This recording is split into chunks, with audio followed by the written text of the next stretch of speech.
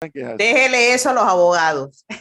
Los abogados siempre tratan de pelear por lo suyo y casualmente tenemos a uno y no a cualquiera, al presidente del Colegio Nacional de Abogados, el licenciado Juan Carlos Araúz, porque hay que hablar con él de varios temas. Don Juan Carlos Araúz, buenos días. Muchísimas gracias por la invitación, don Edwin y Flor, y todos los que nos sintonizan. Gracias por atendernos siempre tan amablemente. Óigame, como presidenta del Colegio de Abogados, yo me imagino que ustedes allí en el colegio tienen, no sé, siempre he asumido eso como gremio que es, y más aún un gremio tan beligerante, distintas mesas de debate o de análisis o de seguimiento.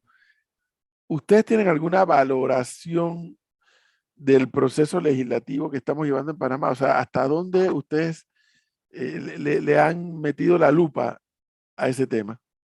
Sí, sí, guarda relación muy directamente con el tema de la calidad de las leyes y los estándares regionales. Y por nosotros ser parte como Estado de la jurisprudencia de la Corte Interamericana de Derechos Humanos, permanentemente es motivo de reflexión el alcance de las normas, los límites, y es una constante, y obviamente nosotros asumimos y somos del criterio de lo siguiente: el derecho panameño, cuando se crea a través de la legislación, puede ser eficaz o ineficiente. Y allí entonces surge una tarea del juzgador que, a pesar de que las leyes se creen se crean con deficiencias, habría una herramienta en el juzgador de desplazar el derecho ineficaz y aplicar la norma más favorable, es decir, la Convención Americana de Derechos Humanos en muchos sentidos. Y la lucha siempre va orientada al papel del juez frente a una norma ineficaz. Más allá del debate político de la creación de la norma, siempre queda la opción del papel del juez como censor del derecho a nivel interno, y nosotros apelamos siempre a un juez empoderado de conocimiento, que aplique las reglas de convencionalidad y que tenga la capacidad en un momento determinado de desplazar ese derecho ineficaz. Y obviamente, por el otro lado, la aspiración a que los diputados siempre sean no encuentro ni el término, creadores de normas que sean eficaces. Y esa es la aspiración o el ideal de las normas. El problema que tenemos en el país de la administración de justicia, que entiendo que para los abogados no es fácil hablar de esto porque tienen que estarse enfrentando a jueces y fiscales, todavía harán falta más leyes para resolver el problema de la administración de justicia en Panamá. A ver, lo que ocurre es que las leyes que nosotros tenemos son leyes desactualizadas, y por eso los conflictos jurídicos tienen tantas interpretaciones y tantos desencuentros con la sociedad. Y yo soy partidario de que nuestro derecho debe pasar por una actualización y una revisión muy profunda en todas las disciplinas. Pero es allí en donde se da como una fórmula o aliciente el tema de la interpretación convencional. Sin embargo, lo que yo no puedo defender es el ordenamiento jurídico panameño como el motivo de orgullo del Estado de Derecho, porque el ordenamiento jurídico panameño ni se compadece con los tiempos, ni se compadece con las realidades, ni tampoco representa las exigencias de la sociedad en lo que se denomina justicia. Por lo tanto, y ahí hemos insistido nosotros permanentemente, que a nosotros nos falta en la estructura del Estado de Derecho un articulador como un ministerio especializado en temas de justicia que permita en todo el tiempo y en todo momento ordenar el sistema jurídico panameño. Y esa es una constante con la que el colegio ha estado, al menos en el tiempo en el que yo he estado enfrente, insistiendo de cuál es Pero don Juan camino. Carlos Araúz, el problema de Panamá en la administración de justicia será más de leyes que de las personas que se sientan en las sillas de jueces, de magistrados, de fiscales, de procuradores, etcétera. Yo estoy convencido, usted va a tener ya tiene 6 nuevos magistrados y usted no tiene ningún cambio en la Corte Suprema de Justicia. Entonces, no es un problema de personas, es un problema de la estructura, el diseño administrativo. Inclusive, le voy a dar un ejemplo. La Corte Suprema de Justicia, quien encabeza la Corte, sus vicepresidentes, prácticamente el día se ocupa en asuntos administrativos, pierde el rol de ser un juzgador como tal. Entonces hay roles que tienen que redefinirse en la estructura de la administración de justicia, pero eso pasa por una redefinición de un órgano como el judicial, y también la tarea de la evaluación permanente. Nosotros no tenemos forma de evaluar a los jueces en este momento. Obviamente hay un diseño, una aspiración. Sin embargo, usted simplemente tiene la apreciación de lo que pasa en el caso y usted califica, y la sociedad es libre de calificar al juzgador en un momento determinado. Pero yo soy insistente en que no es un problema de personas, es un problema de una estructura en la que un individuo se sienta y simplemente dentro de las formas y protocolos que se debe actuar, no da ni siquiera para proponer una transformación desde la silla en que alguien se sienta. Casualmente, licenciado, hablando de estos temas, en el caso New Business, el Ministerio Público dice que va a apelar, pero siempre vemos que el Ministerio Público apela a todo lo que sale en contra de lo que ellos pretendían que ocurriera. ¿Eso qué tanto prosperan estas apelaciones? Uno, y dos, ¿por qué demoran tanto en resolverse después de que ya hubo una decisión antes por parte del juez? En estos casos que tienen que ver con el modelo de enjuiciamiento del sistema inquisitivo mixto, es lo que hablábamos en momentos anteriores, es el diseño de la forma en la que se litiga. El proceso penal bajo esas reglas tiene una serie de formalidades y protocolos que son insalvables bajo las reglas actuales, y eso empantana la producción de decisiones. Y usted puede comparar ese modelo con el nuevo del sistema penal acusatorio, que en oralidad se decide las causas, y usted encuentra de que eso es ineficiente. Sin embargo, nosotros estamos condenados a vivir hasta el último proceso bajo esas reglas, con el mismo calvario de insatisfacción, los mismos reproches, los mismos señalamientos, pero es un tema del diseño de ese procedimiento que data de la década del 80.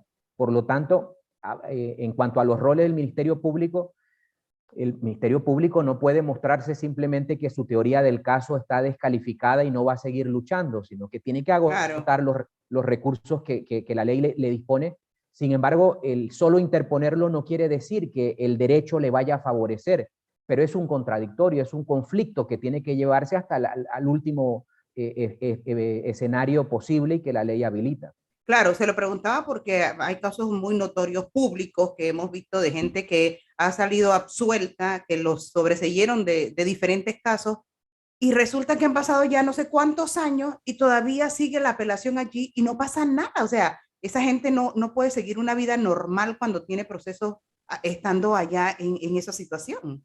En efecto, y parte del problema es el siguiente: cuando son expedientes múltiples en donde muchos implicados se encuentran, la suerte de uno es la suerte de todos, porque el modelo anterior no dividió o no separó la posibilidad de debatir la responsabilidad de uno solo aisladamente del resto, lo que sí pasa en el sistema penal acusatorio.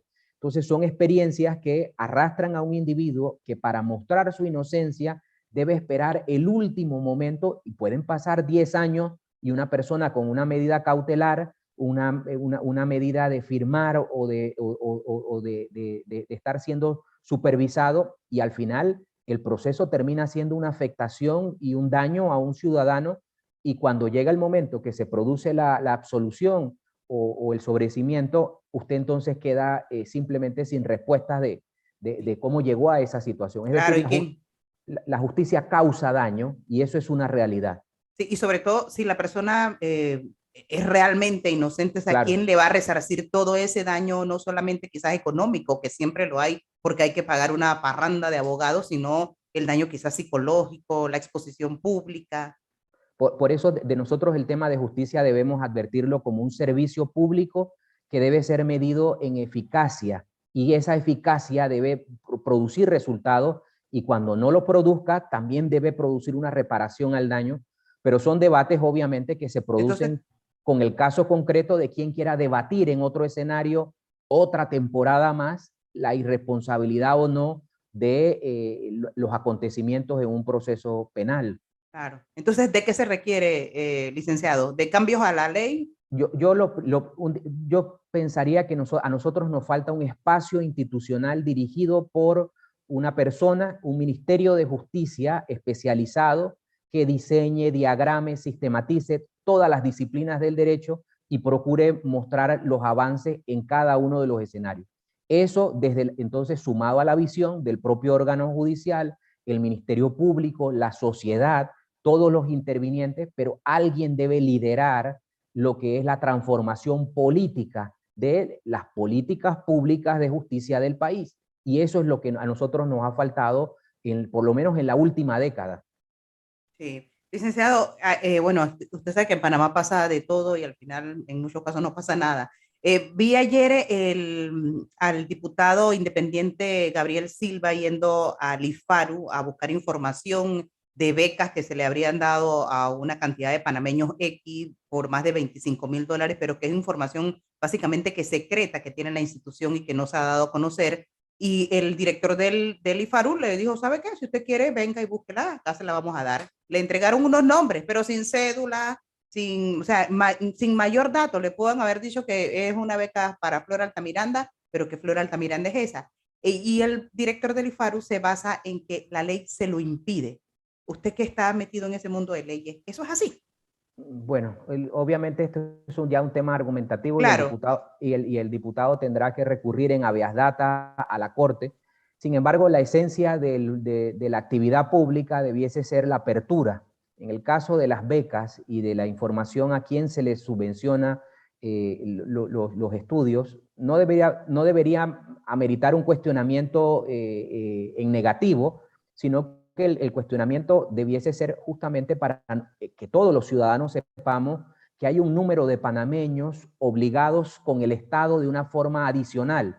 Es decir, quien recibe esa formación Claro. tiene un compromiso mayor para ejercer sus actividades de buen ciudadano, ser proactivo en el desarrollo del país. Por eso que todos conozcamos quiénes son los beneficiados con la formación o los recursos que se destinan para formación es una forma también de construir mayor ciudadanía, porque yo lo que pienso es que ese individuo que ha recibido el apoyo del Estado siempre va a tener que tener ese agradecimiento permanente con el Estado, con la ciudadanía, porque ha tenido una posibilidad que otros no. Colocarlo en ese contexto no debiese existir conflicto de por qué debo saber quién se benefició o quién no. Y allí estaría, digamos, el punto de partida. Obviamente, los contextos ya tienen otros matices. Sin embargo, hay que permitir ahora que los temas judiciales se debatan. Obviamente, la Corte no va a dar respuesta en tiempo corto. Esto va a pasar a lo mejor si se interpone un habeas data entre 9 meses, un año, y ese debate va a quedar allí. Pero yo apelaría a que todo aquel que recibe un auxilio del Estado para su formación, todos debemos saber quién es, porque ese tiene mayor compromiso que el ciudadano que está con sus limitaciones sin posibilidades. Al final es hasta un tema que favorecería a la institución porque si das la información, estás mostrándote transparente, estás dando la información de lo que haces tú dentro de esa institución. Y no hay necesidad de ocultarla porque vuelvo y lo repito, o sea, quien se ve en el privilegio, porque al final es un privilegio de recibir ese auxilio para tener una formación, también tiene que ser responsable en el sentido de que disfrutar de ese beneficio conlleva la responsabilidad que la sociedad conozca de él y vea su ejecución en sus distintas facetas como alguien que el Estado le auxilió y le colaboró en ser un mejor ciudadano. Sí, licenciado. Y por último, un tema que el profesor no quería tocar porque no estamos adelantando a los acontecimientos, el tema de la salud del presidente Cortizo, que él mismo dio a conocer el padecimiento que tiene. Y enseguida, usted sabe, tiene que haber visto todo lo que ha salido. De hecho, usted ayer lo vi que le estaban preguntando qué pasaría en el caso de que el presidente sea ausente. Solamente para hacer un poquito de docencia, ¿cómo sería este tema? Después de los 10 días, aunque me decían ayer también, no, es que si el presidente se ausenta un día, 2 días, 3 días, automáticamente el que queda a cargo es el vicepresidente, que es el que le sigue. Pero Sí. formalmente, después de 10 días, es cuando ya la persona asume el cargo de presidente encargado. ¿Es así? Bueno, lo primero que diría es eso, o sea, como solo ayer se habla de especulaciones Sí. y muchos escenarios posibles, obviamente lo primero que yo debo reafirmar es que tengo la profunda convicción como ser humano que el presidente va a mejorar en su salud, su ausencia va a ser muy corta y que nosotros vamos a gozar de la participación y ejecución de su mandato en la totalidad, porque eso es lo que razonadamente todos debemos aspirar. Sin embargo, como es un tema de Estado, obviamente es imposible dejar de hablar de los supuestos, y lo que, al menos nosotros el día de ayer hablábamos era del supuesto de la ausencia total, es decir, ¿qué pasa en la ausencia total? Y allí reafirmábamos que la Constitución contempla una prohibición de quien haya ocupado la presidencia en los casos de vacante absoluta, le prohibiría ser candidato o ocupar la presidencia en el periodo siguiente. Eso guarda relación con que la propia Constitución habla de una serie de supuestos de ausencias temporales y ausencias absolutas, sumado a que la práctica o el país, por lo menos en el periodo anterior con la vicepresidenta San Malo y el periodo anterior con el presidente Varela, usted no observa ningún acto administrativo o ningún resuelto o decreto firmado por ninguno como presidente encargado. Es decir, ambos evitaron asumir, inclusive en las ausencias temporales, la posición de presidente encargado. Es decir, que eso guarda también relación con las aspiraciones o el proyecto de vida de quien sea llamado en un momento determinado a llenar una vacante absoluta de qué hacer. Hay el camino, obviamente la Constitución al vicepresidente le da es una atribución. Eso quiere decir que es un ejercicio que puede hacerlo o no puede hacerlo, si así lo dispone, de ocupar el cargo de presidente en un momento determinado. Sin embargo, la Constitución, digamos, ha contemplado el escenario de qué pasa con el que ocupa la silla cuando se ha producido una falta absoluta, y crea entonces la prohibición para que éste pueda ejercer ser candidato en la próxima participación. Entonces vamos a esperar a ver qué pasa. Ojalá y sea como bien usted dice, que el presidente mejore y mejore pronto. Y todos con la confianza de que él va a cumplir su mandato en la totalidad. Y ya los otros supuestos obviamente entrañan decisiones individuales que van de la mano de aspiraciones puntuales, pero que se desenredarán en la medida que cada acontecimiento vaya ocurriendo. Licenciado, como siempre, muchísimas gracias por habernos atendido. Hasta pronto y gracias por la oportunidad. Hasta luego, gracias. 8:30.